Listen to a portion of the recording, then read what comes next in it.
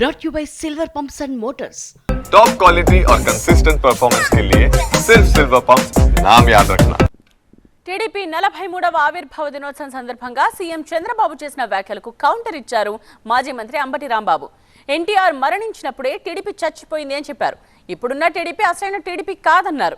Single గా పోటీ చేయలేని పార్టీ చంద్రబాబు నడుపుతున్న పార్టీ అన్నారు. ఆ జెండా ఎగరాలంటే పక్కన ఏదో ఒక జెండా ఉండాల్సిందేనంటూ విమర్శలు చేశారు అంబటి రాంబాబు.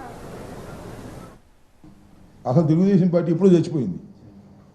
ఎన్టీ రామారావు గారి మరణంతోనే అసలైన తెలుగుదేశం పార్టీ చచ్చిపోయింది. ఈ పార్టీ వెన్నుపోటు పొడిచి వచ్చినటువంటి పార్టీ, పెద్ద మోసపూరితమైనటువంటి పార్టీ. ఈ జెండా గురించి చెప్తున్నాడు చంద్రబాబు నాయుడు గారు, పేదల కోసం పోరాడే జెండా. ఇంకేయో చెప్పాడు జెండా గురించి. చంద్రబాబు నాయుడు గారు నేను చెబుతాను, ఇప్పుడు అడుగుతాను చెప్పండి, అసలు ఈ జెండా ఒకటి ఎగిరిద్దా?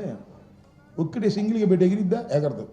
దాని పక్కన ఎర్ర జెండానో, దాని పక్కన ఇంకొక కలర్ జెండానో, కాంగ్రెస్ జెండా ఉన్ని దుంప దగ్గర చివరి కాంగ్రెస్ జెండా కూడా ఈ జెండా పక్కన కట్టావే.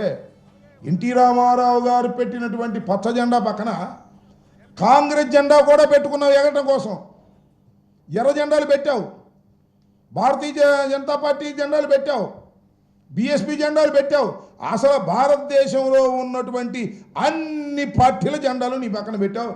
చివరికి జనసేన పార్టీ కూడా నీ పక్కన పెట్టుకున్నావు. ఇది ఎగిరిద్ది అంటావు. ఏం ఎగిరిద్ది? ఆ జెండాలది ఎగటం కాదు, పడుకోవటం. ఇంకా సింగిల్గా వెళ్ళే ధైర్యం లేనటువంటి ఒక రాజకీయ పార్టీ చంద్రబాబు నాయుడు గారి చేతిలో ఉన్నటువంటి రాజకీయ పార్టీ.